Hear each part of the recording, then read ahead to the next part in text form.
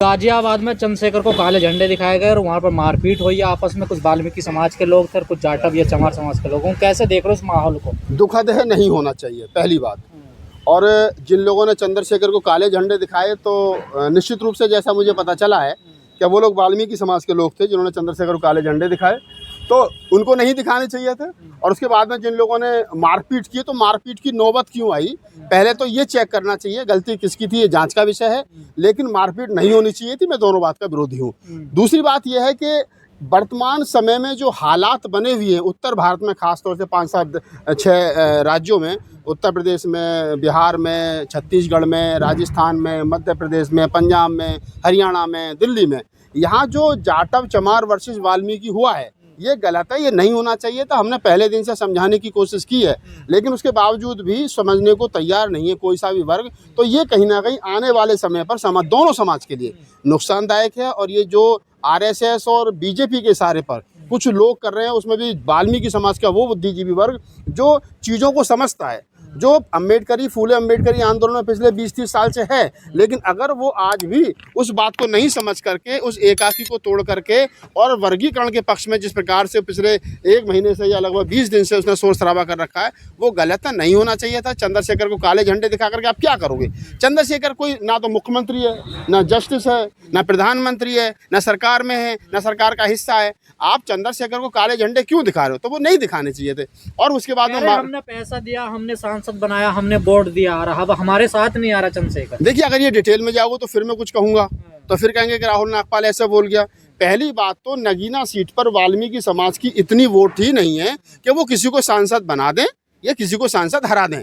तो ये कहना कि हमने सांसद बना दिया तो ये संभव नहीं है। वहाँ 2 ही जातियाँ हैं, जाटव चमार और मुसलमान, ये लगभग 70% हैं। ये जिसको जाएंगे वहाँ उन्होंने, मैं मान सकता हूँ कि वहाँ वाल्मीकि समाज जो है उसने वोट दिया है, मैं मान सकता हूँ वहाँ जाटों ने वोट दिया है, मैं मान सकता हूँ वहाँ गुजरों ने वोट दिया है, मैं मान सकता हूँ वहाँ अन्य जातियों ने वोट दिया है चंद्रशेखर को। लेकिन ये कहना कि हमने सांसद बना दिया, ये गलत है। वहाँ जो 50% के आसपास मुसलमान हैं, लगभग टोटल वोटर का लगभग 7 लाख के आसपास मुसलमान हैं। ये दावा तो मुसलमान नहीं कर रहा कि हमने वहाँ पर चंद्रशेखर को सांसद बना दिया। तो वाल्मीकि समाज का ये दावा करना कि हमने सांसद बना दिया तो गलत बना दिया, गलत कह रहे हैं। दूसरा, जो वो ये कह रहे हैं कि हमने पैसा दिया, तो पैसे का मुझे पता नहीं कितना पैसा चंद्रशेखर रावण को इन्होंने दिया है। लेकिन हाँ, चंद्रशेखर रावण को अगर सबसे ज़्यादा पैसा किसी ने दिया तो वो पता है सबको किसने दिया है। सबसे पहले जब चंद्रशेखर जेल गए तो जय भगवान जाटव साहब साथ में थे। उसके बाद में फिर जेल में ही थे तब बालकराम बौद्ध जी साथ में थे, वो भी जाटवी हैं। फिर प्यारेलाल जाटव साथ में थे, वो भी जाटवी हैं। उसके बाद में वीरेंद्र सीरीज साथ में है, वो भी जाटवी हैं। क्या नाम है, एडवोकेट सुरजीत सम्राट थे तो वो भी जाटवी हैं। कनक सिंह थे तो वो भी जाटवी। तो ज़्यादातर तो जाटवी रहे साथ में। फाइनेंसर जो बड़े फाइनेंसर हैं, मैं मान सकता हूँ कि हाँ कुछ वाल्मीकि समाज के हमारे साथी हैं जो संपन्न है, साथ उन्होंने कुछ आर्थिक सहयोग किया होगा, चुनाव में भी किया होगा। लेकिन पूरा दावा करना कि हमने ये कर दिया, हम नहीं होते तो ये नहीं होता, तो गलत है। नागपाल जी, जिस बात का डर सता रहा था वही होने लगा ना। देखिए, कल की घटना को लेकर तो बड़ा डर का माहौल है। देखिए, अभी तक तो ठीक है, बातों से बर्बली आप लोग कर रहे थे एक दूसरे पे, लेकिन अब तो हमले की भी तो तैयारी होगी ना। देखिए, हमला होने लगा। नहीं, मैं वही कह रहा हूँ कि गलत है, दुखद है, नहीं होना चाहिए। वाल्मीकि समाज को चाहिए, देखिए उनकी संख्या कम है निसंकोच रूप से। पूरे देश के अंदर अगर वो हैं तो महानगरों में ज़्यादा है, गांव देहात में कम है। हर गांव में किसी में देखो तो किसी में 2 घर, किसी में 3 घर, किसी में 5 घर। मतलब कोई शायद ही आपको गांव ऐसा मिले जो आप ये कह सको कि ये वाल्मीकियों का गांव है। जैसे आपको मिल जाएंगे जाटों का गांव में, कोई दूसरी बिरादरी नहीं है, ये जहाँ जाटा बाहुल्य गांव है। लेकिन वाल्मीकि का अगर मेन जो है वो ज़्यादातर महानगरों में है। तो उनको ये समझना चाहिए कि आपकी संख्या कम है, लिहाजा आप कभी ऐसा काम मत करो। जो आज से पहले दलित आंदोलन होता तो उसमें वाल्मीकि भी, खटीक भी, पासी भी, धानक भी, और क्या नाम है, मीणा भी, महार भी, सारे लोग आते थे, तो एक ताकत थी। लेकिन अब आप उसमें कहने लगो कि नहीं हम इस प्रकार से जीत जाएंगे, तो जीतोगे नहीं। क्रिया के प्रति प्रतिक्रिया होगी। अगर आप कुछ करोगे तो सामने वाला भी कुछ ना कुछ कहेगा। तो मैं समझ सकता हूँ कि पहली बात तो जांच का विषय है, और जिन लोगों ने वाल्मीकि भाइयों पर जिस प्रकार से लाठी चलाई है या उनको जख्मी किया है, उन लोगों को चिन्हित किया जाना चाहिए, उनके खिलाफ कानूनी कार्रवाई होनी चाहिए। भीड़ थी ना, देखिए जनसभा हो रही थी ना। भीड़ में कौन लोग थे, उनको चिन्हित करो ना, उनको उनके खिलाफ कानूनी कार्रवाई होनी चाहिए। देखिए, मैं हिंसा का समर्थन किसी भी लेवल पर नहीं करता। मैंने भारत बंद से पहले भी एक दिन ये कहा था कि हम हिंसा का समर्थन नहीं करते हैं, इसलिए हम नहीं चाहते कि भारत बंद वैसा हो जैसा 2 अप्रैल 2018 को हुआ था। हम ये चाहते हैं कि भारत बंद हो लेकिन सांकेतिक हो। तो हमने पहले दिन से और आज भी मैं कहता हूँ कि जिन लोगों ने वाल्मीकि समाज के साथ बदतमीजी की है, मारपीट की है, उन लोगों को चिन्हित किया जाए। मैं क्या कर रहा हूँ, उनको चिन्हित करके उनके खिलाफ कानूनी कार्रवाई की जाए, और जो वाल्मीकि समाज के लोग काला झंडा लेकर के चंद्रशेखर के साथ बदतमीजी करने आए थे उनको भी चिन्हित किया जाए, उनको भी दंडित किया जाए। दोनों पक्ष में जो भी दोषी है उनको दंडित किया जाना चाहिए। हम नहीं चाहते किसी भी तरीके से जो लोग भारत का संविधान हाथ में लेकर के चल रहे हैं वो कानून को हाथ में लें, चाहे वो वाल्मीकि समाज है, चाहे वो जाटव समाज है, चाहे वो कोई भी समाज है, हम उसका विरोध करते हैं। लेकिन कल चंद्रशेखर ने कहा कि अब सड़कों पे संघर्ष होगा।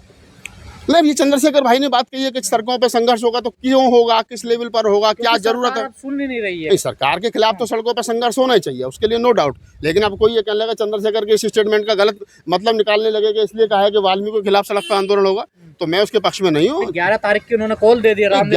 11 तारीख को रामलीला मैदान में पार्टी एक बड़ा प्रोग्राम कर रही है, वो मुझे भी पता है। आजाद समाज पार्टी, भीम आर्मी भारत एकता मिशन एक बड़ा आयोजन जो है वो कर रहे हैं। तो वो ताकत दिखाना है, सरकार पर दबाव बनाना है, क्योंकि फिर शीतकालीन सत्र जो लोकसभा का शुरू होगा तो उसमें हमें अपने समाज के हक हकूक की बात उठाने के लिए ये करना पड़ेगा। और देखिए, लड़ाई रोड पर भी लड़ी जाएगी और संसद में भी लड़ी जाएगी, ये बात चंद्रशेखर भी कह चुके हैं और हम भी पहले दिन से कह रहे हैं।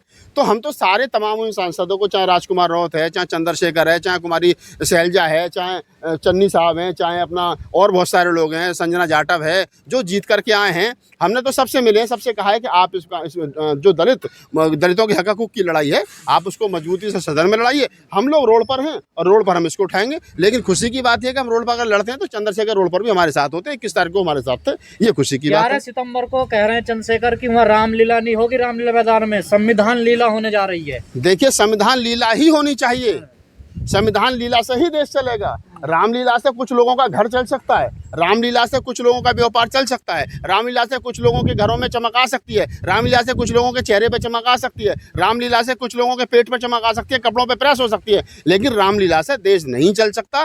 रामलीला एक पार्ट है कुछ लोगों का, ठीक है। लेकिन संविधान लीला जो चंद्रशेखर ने कहा कि संविधान लीला से देश चलेगा, मैं उसका समर्थन करता हूँ। संविधान से ही देश चलेगा और संविधान जो कहेगा उसी से देश चलेगा, और जो संविधान के खिलाफ चलेगा उस पर संविधान का लठ चलेगा, लाठी चलेगी, चाबुक चलेगा। लेकिन 21 तारीख को इतना बड़ा आंदोलन हुआ, देश भर के दलित सड़कों पर निकले, लेकिन सरकार की कोई प्रतिक्रिया नहीं आई। कोई बात नहीं, देखिए हमारा क्या है, हम तो पहले दिन से कह रहे हैं, इतने से मानोगे उतने से मान जाओ, इससे ज्यादा करवाओगे उससे मान जाओ। हम तब तक रोड पर और संसद में बोलेंगे तब तक आप नहीं मानोगे। अब ये सरकार को तय करना है कि वो कैसे और कब और क्यों मानेगी। वो जैसे और जिस भाषा में सुनना चाहती हो, गूंगी बहरी सरकार, उस भाषा में सुन ले।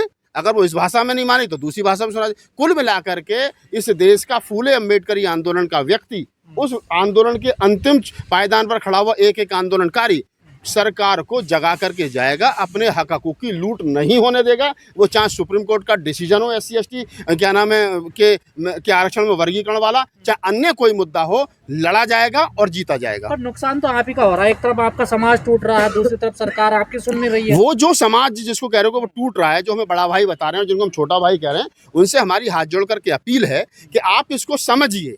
आप समझिए, जब समझोगे तो आपकी बातें समझ में आएंगी। मैं कहता हूँ ना कि अगर 100 रुपये रखे हैं और वो हमारे सबके, जो पहले पहुंच जाओ उन्हें खा लो। एक जगह 10 किलो लड्डू रखे हैं और वो पता है कि इन लोगों के हैं, वो तो जो पहले पहुंचेगा वो खा लेगा। किसी के रास्ते में कोई कांटे तो बिछा नहीं रखे हैं, लेकिन तुम कहोगे नहीं, इनमें से हमारे लिए अलग रख दो, हम बाद में खा लेंगे, जब हमारे पास टाइम होगा जब खा लेंगे। पता चला तुमने तो खाए नहीं, कोई दूसरा ही आके खा गया। बंदर बाट में होता है ना कि वो बंदर में तराजू ले ली कि इसमें थोड़ी ज़्यादा, इसमें थोड़ी कम, इसमें थोड़ी ज़्यादा, इसमें थोड़ी कम, पता चला रोटी खत्म हो गई। तो हम अपने छोटे भाइयों को यही समझा रहे हैं कि तुम हमारे साथ रहोगे और रहोगे और इसके अलावा रास्ता ही कुछ नहीं है। तो आपका भी सम्मान है। आपकी देखिए, आज तक पूरे दलित मूवमेंट को, चाहे वो SC ST एट्रोसिटी एक्ट का मामला हो 2 अप्रैल 2018 का, वो ज़्यादातर चमार जाटवों ने लड़ा। आज तक पूरे शेड्यूल कास्ट की लड़ाई चमार जाटव महार पासवान लड़ते रहे। अब मीरा थोड़ा सा आने लगा है। बाकी की जो 1100 प्लस जातियां हैं, बाकी की भाई साहब 950 जातियों को तो पता ही नहीं है कौन सी हैं, और गालियां भी सबसे ज्यादा हमें मिल रही हैं। तो हम तो कह रहे हैं कि भाई हम तुम्हारा भी रखा रहे हैं, तुम अपने बच्चों को तैयार करो। वाल्मीकि समाज की मांग होनी चाहिए कि वो सरकार से कहे कि हमारे बच्चों को बेहतर एजुकेशन के पॉइंट बनाइए, हमारे बच्चों को बेहतर इंग्लिश मीडियम स्कूल बनाइए, हमारे बच्चों के लिए बेहतर आप जो शिक्षा के संस्थान बनाइए। जब बच्चे पढ़ेंगे तो आगे बढ़ेंगे। कंपटीशन का दौर है, ये कोई दौर ऐसा नहीं है कि कॉलर पकड़ के चल के अंदर 10वीं पास नौकरी लग जाएंगी। एक समय था कि जब क्या नाम राजीव गांधी प्रधानमंत्री थे तो उन्होंने स्पेशल क्या नाम है भर्ती की थी, और अखबारों में आता था कि नहीं स्पेशल भर्ती होनी है। तो आज वो समय नहीं है, आज कंपटीशन का दौर है। और दूसरी बात, जब सरकार के पास सरकारी नौकरी है ही नहीं। दिल्ली में आरटीआई का जवाब है, केजरीवाल जब से मुख्यमंत्री बना 450 लोगों को नौकरी मिली है। जब 450 लोगों को नौकरी 10 साल में मिली है, एक साल में लगभग 45,000 लोगों को नौकरी मिली है, तो अब लगा लो एक दिन में कितने लोगों को नौकरी। ये जो 45 नौकरी एक साल में मिली है, इन्हें चमारों को दे दो, चाहे वाल्मीकि को दे दो। और मैं तो फिर कह रहा हूँ, जो SC ST का बैकलॉग है ना, उसे भर दो भाई, पूरे को भर दो। सरकार अगर इतनी हितैषी है, सुप्रीम कोर्ट इतना ही हितैषी है, तो उसे बैकलॉग को पूरे को भर दो और उसमें सारे में वाल्मीकि को भर दो। भरो सरकार में हिम्मत। लेकिन कल की घटना से आपको नहीं लग रहा जो लोग चाहते थे वैसा ही हो गया, आपस में लड़के चमार चाटे? देखिए, RSS यही चाहती थी। देखिए, RSS और बीजेपी का शुरू से रहा है, उसने मुसलमानों को लड़वाया, सवर्ण मुसलमान, शेख मुगल पठान और उधर क्या नाम पसमंदा मुसलमान, दोनों में जुत्रम पुत्रम करवा दी। फिर 3 तलाक वाला मामला लिया है, तो उनमें जो बहुत ज्यादा पढ़े लिखे थे और बहुत ज्यादा वो थे, तो उनमें जुत्रम पुत्रम करवा दी। पीछे OBC में जुत्रम पुत्रम करवा दी, ठीक है, किसानों में जुत्रम पुत्रम करवा दी। अब ये शेड्यूल कास्ट के लोग रह गए थे, इन बार इनमें जूता बजवा दिया। तो मोदी जी का काम है, उनका है ना सबका साथ सबका विकास। सबका साथ सबका विकास नहीं, सब लड़ोगे, आपस में लड़ते रहोगे तो मेरी गद्दी ठीक रहेगी। जिस दिन तुम थोड़े से समझदार हो गए, जिस दिन इकट्ठे हो गए, उस दिन उनकी कुर्सी की चूल जो वो हिल जाएगी। दोस्तों, वीडियो पसंद आए तो लाइक, शेयर और News 22 लाइव को सब्सक्राइब करना ना भूलें। शुक्रिया। देखते रहें News 22 लाइव, सदैव आपके साथ।